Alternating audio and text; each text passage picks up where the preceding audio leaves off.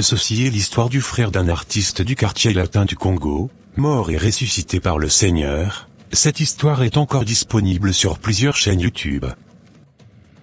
J'aime trop écouter mes chansons.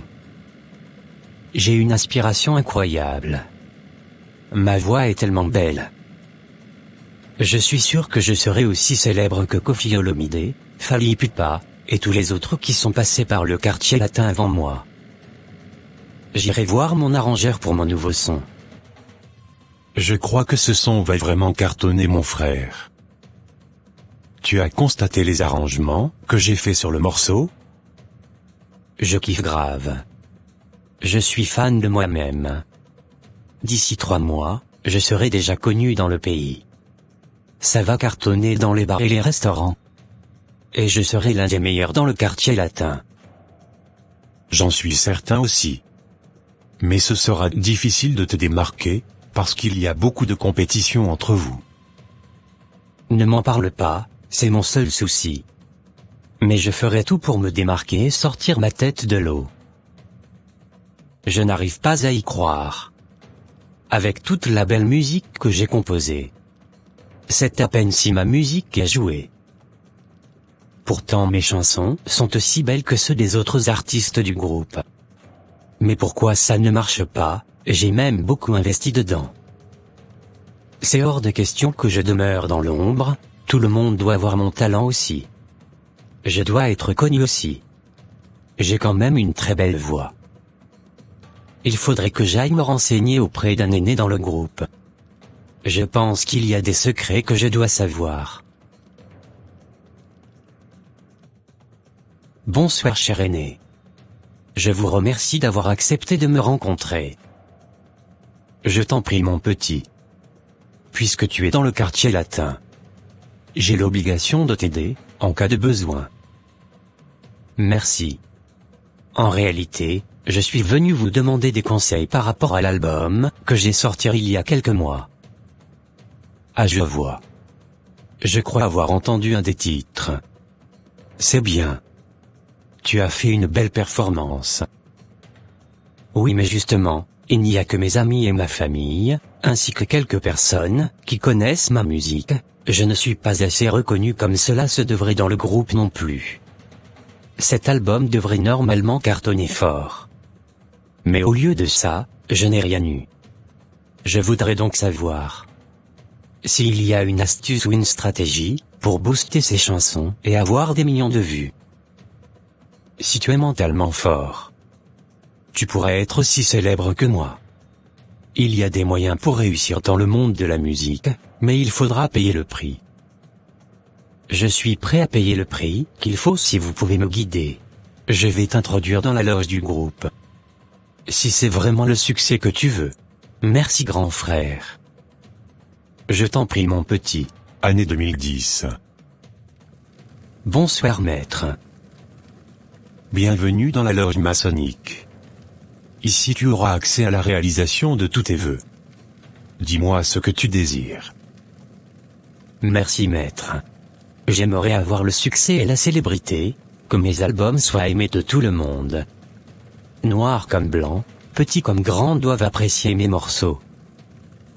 Ok sans souci. Mais pour cela, tu devras nous donner 3 membres de ta famille. Tes parents sont encore en vie. Tu as combien de frères et sœurs? Oui mes parents sont encore en vie. Et nous sommes 7 enfants. Tu vas nous donner le nom de 3 personnes dans ta famille restreinte. Ton père, ta mère, et ton frère aîné. Et ils vont mourir de quelle manière? Nous allons les frapper par le diabète. Ils vont mourir un à un. Nous allons faire ça discrètement, pour ne pas éveiller les soupçons. Je vois. Je vais donner donc mon père, ma mère et mon frère Jean-Paul. Ok, pas de problème. Je suis d'accord. Super, écris-nous le nom de chacun d'eux sur 3 feuilles différentes avec un bic rouge. Et tu déposeras les noms dans la caisse, qui est là-bas derrière toi. Ce sera ton paiement pour la loge. Après la mort des 3, tu seras toi-même étonné du succès que vont connaître tes chansons. Merci maître. J'ai bien compris. Une semaine après. Je ne me sens pas bien du tout depuis hier. J'ai une envie excessive d'uriner. J'ai la vision trouble, j'ai également mal au cœur. Je crois que tu dois me conduire à l'hôpital. Attends, j'irai prendre la clé de ma voiture. D'accord, fais vite chérie. Après les analyses, nous avons diagnostiqué un taux élevé de sucre dans votre sang. Vous souffrez du diabète, à un stade déjà très avancé. Pourquoi vous avez attendu aussi longtemps avant de venir à l'hôpital, madame? Comment ça? Il y a 2 jours, j'étais encore en pleine forme. Et puis jamais personne n'a souffert de diabète dans ma famille. Donc tous ces symptômes sont venus subitement? C'est un peu bizarre. Je vais vous prescrire un traitement, que vous devriez commencer à suivre dès aujourd'hui même. Nous allons vous garder ici, pour voir l'évolution, parce que votre cas est critique. D'accord docteur. Valérie Caboué. Aujourd'hui c'est ton tour, je prends maintenant ton âme pour le succès de ton fils. Que l'esprit de mort t'enveloppe et te mène ici. Papa, je viens d'apprendre la nouvelle. Comment se fait-il que du jour au lendemain, maman tombe gravement malade du diabète comme ça? Moi-même je n'y comprends rien mon fils. Est-ce que tu vas mieux, maman? Non mon fils. Mon état ne fait que s'aggraver d'heure en heure. Je trouve ça vraiment bizarre. Personne n'a jamais eu cette maladie dans notre famille. Oui mais, c'est des choses qui arrivent parfois. C'est peut-être normal, maman. Non, moi je crois que c'est spirituel. Je suis désolé monsieur, mais votre femme est morte, son état s'est dégradé à une grande vitesse. Oh non. Pourquoi elle? Je n'arrive pas à croire que maman nous a quittés. J'ai vraiment mal. Je souffre énormément.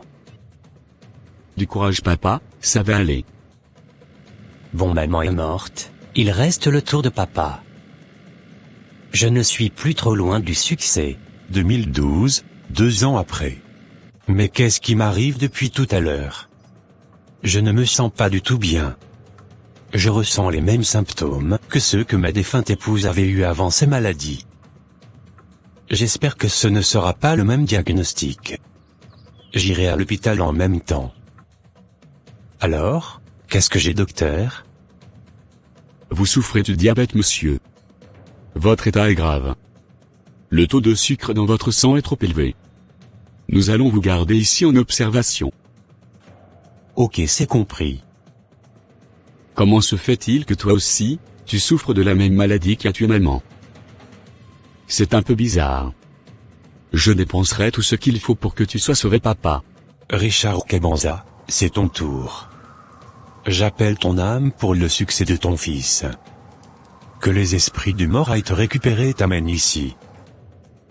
J'ai un peu peur, je ne veux pas que papa aussi meure de cette maladie bizarre.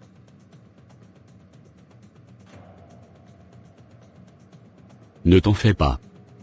Il va s'en sortir. Gardons la foi. Oui. J'espère aussi qu'il va s'en sortir. Je suis désolé de vous apprendre cette nouvelle, mais votre père vient de nous quitter. Mais que se passe-t-il au juste? Jean-Paul était un chrétien totalement charnel, qui ne priait pas du tout. Je suis vraiment choqué de la mort de papa. Une mort si soudaine. Maintenant nous sommes devenus totalement des orphelins. Je ne comprends plus ce qui se passe dans la famille, d'où vient cette diabète soudain. Je commence à avoir peur pour ma vie. Ne t'en fais pas, grand frère. N'aie pas peur. Mon père aussi est déjà mort. Il reste mon frère, et c'est fini. Oui, mais on doit faire ça discrètement, donc on doit attendre l'année prochaine, pour pouvoir tuer ton frère. La patience vaut de l'or. J'ai hâte donc d'être à l'année prochaine. J'ai hâte que ma carrière commence. C'est ainsi que Samuel avait sacrifié ses parents, mais à la mort de son frère, le Seigneur Jésus fait une chose incroyable. À suivre.